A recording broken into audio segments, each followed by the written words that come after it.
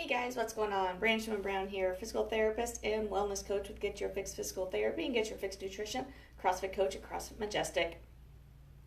Still on the efficiency series, we're switching gears today away from the CrossFit side of things like I have been and going to the running side of things. So now, today we're talking about stride, your running stride, keeping it efficient. Where is your most efficient stride at in a number of different we're going to cover a number of different things. And I'm going to base this off of what a lot of the recent research has shown, and not necessarily my bias, although my bias does play in a little bit to this because a lot of the research backs kind of how I prefer training people, progressing people in order to get them to that barefoot or minimalist shoe, which I will get into explaining here soon. So first off, for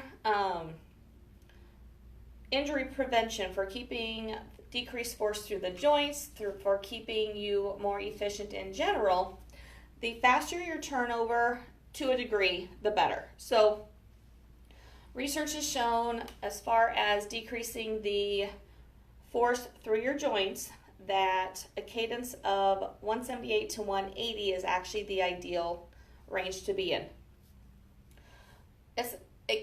It sounds fast, it is a pretty fast turnover, but it's actually a really good place to train yourself to get to.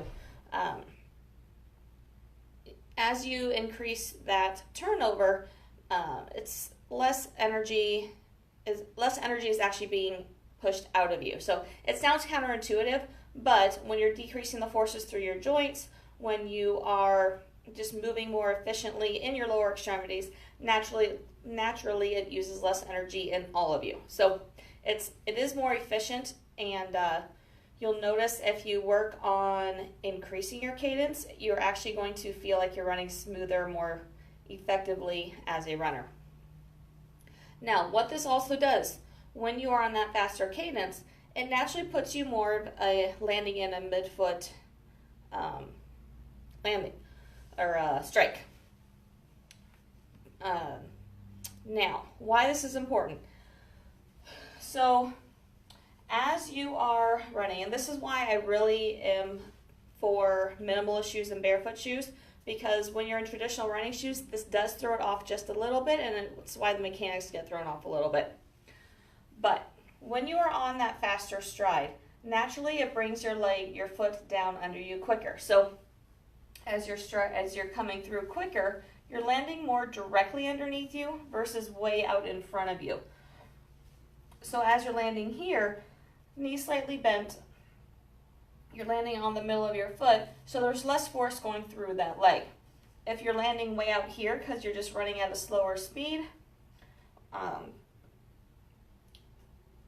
you get a lot of almost a hyperextension through your knee, puts a little bit more downward force through that ankle. So it naturally causes your momentum to be a little bit more backwards rather than a forward momentum if you are increasing that cadence.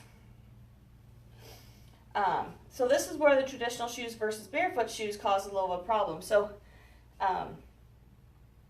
if you're in that midfoot, if you're increasing your cadence, but you're in a traditional running shoe, it's going to put that heel up a little bit, so it throws it off a little bit. If you're in a minimalist shoe, it lands you right in that midfoot where you should be, lets you come through and come faster on that turnover. So something to think about as you are going through your training is working on increasing that cadence, but also then we need to work on increasing your foot strength, getting you transition to a more of a minimalist shoe so you aren't hitting that heel quite as hard. You're keeping your momentum in a little bit of a better direction, keeping that efficiency up.